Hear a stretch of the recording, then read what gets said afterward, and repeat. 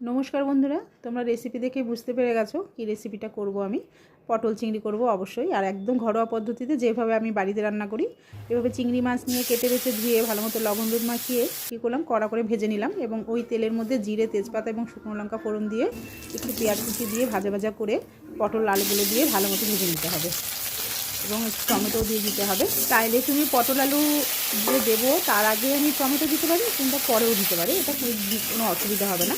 আমি আগে দিয়ে দিয়েছিলাম। যাই হোক পটল আলুটা দিয়ে ভালো মতো আর টমেটো দিয়ে একদম কষাতে হবে ভালো মতো করে, লাল লাল করে ভেজে নিতে হবে। এবং এই ভাজতে ভাজতে এদিকে আমাদের মশলাটা করে নিতে হবে। একটু জিরে ধনিয়া আর আদা এবং 2-4টে রসুন এবং কাঁচা এবং পাকা লঙ্কা মিলিয়ে একটা পেস্ট বানিয়ে নিতে হবে।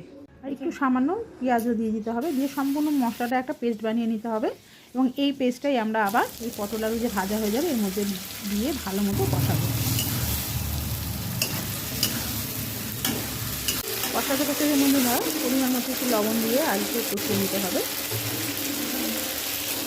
এর মধ্যে কষিয়ে পরিমাণ মতো জল দিয়ে কষিয়ে দিতে হবে এবং ফুটে গেলে পরে মাছগুলো দিয়ে নামিয়ে নিলেই আমাদের তৈরি হয়ে যাবে পটল চিংড়ি। তোমরা চাইলে একটু ঘি দিয়ে দিতে পারো, তাহলে খুব ভালো হয়। আবার না চাইলে কোনো ব্যাপার না, না দিলেও কোনো ব্যাপার না।